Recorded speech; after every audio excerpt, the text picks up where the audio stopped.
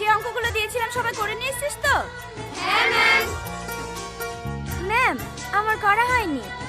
কেন? আজ বিকেলে পুনে দেওর বেড়াতে আসবি তো, তাই কাল একটি বিউটি পার্লারে গিয়েছিলাম। তা আমাকে ফোন করোনি কেন? আমিও চুলগুলো স্ট্রেটনিং করিয়ে নিতাম। ঠিক আছে বসো। তোমার হয়নি কেন? হ্যাঁ, আমাদের গ্রামে কালকে কারেন্ট ছিল না ম্যাম। ও ঠিক আছে বসো। ছেলেদের মধ্যে কার হয়নি? আমার ম্যাম। করিসনি কেন?